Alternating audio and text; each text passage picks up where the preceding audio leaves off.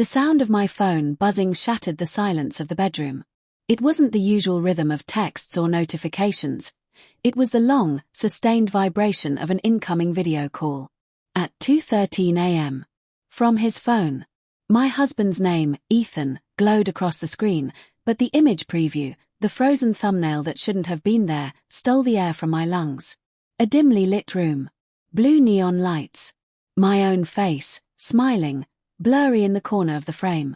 And around me, men. Dozens of them. For a second, I thought it was a mistake. A nightmare conjured by guilt I hadn't yet earned.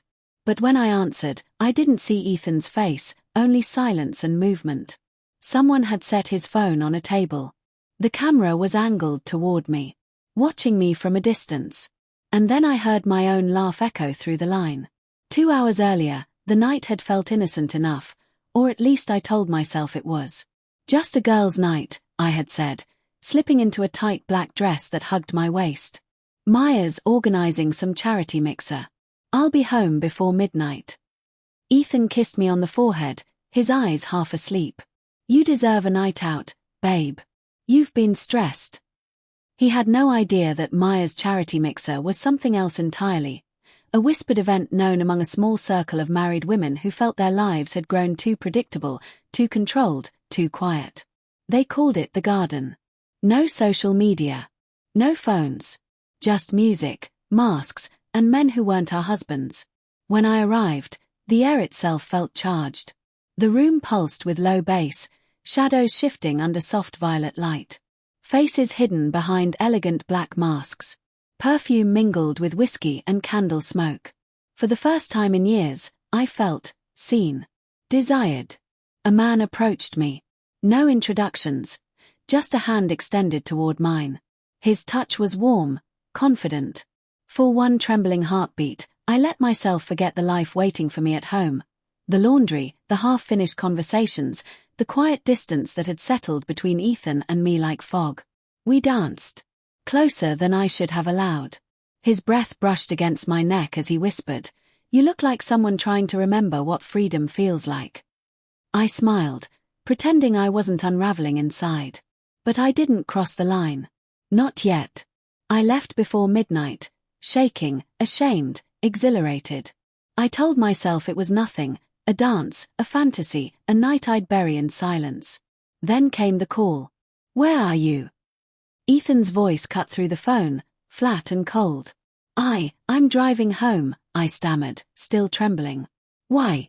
What's wrong?" "I saw you," he said quietly. "At that party." My heart stopped. "You, what do you mean you saw me?" He didn't answer. Just ended the call. When I got home, his car was gone.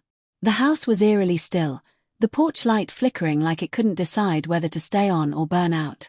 My reflection stared back at me in the hallway mirror, smudged lipstick, wild hair, eyes wide with something I couldn't name.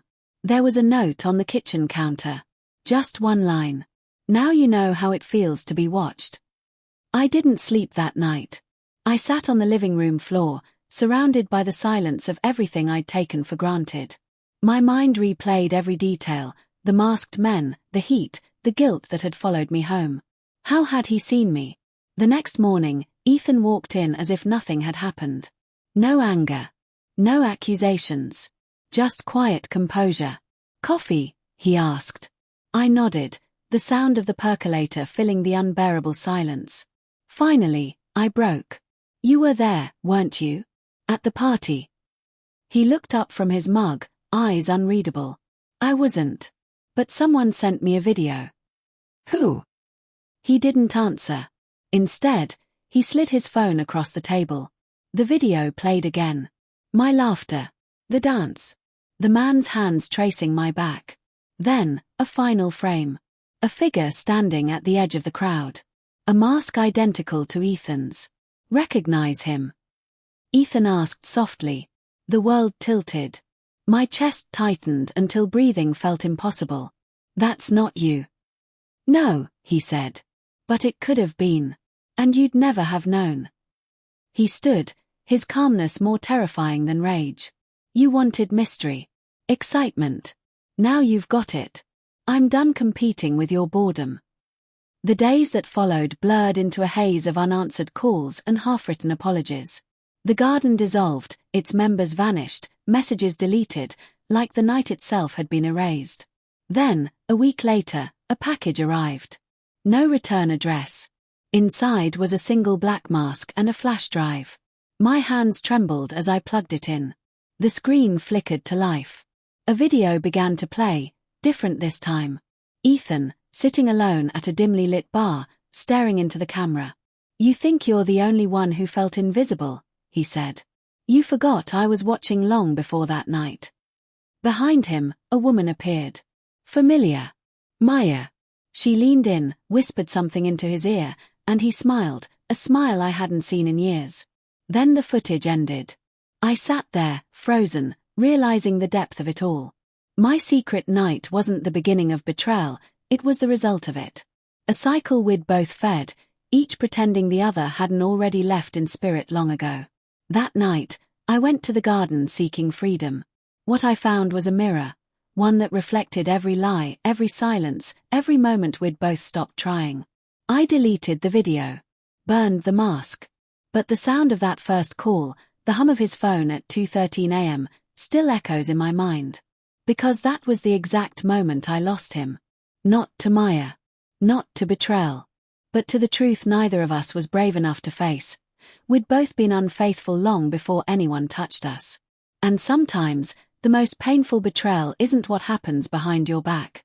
It's what you let happen in your heart.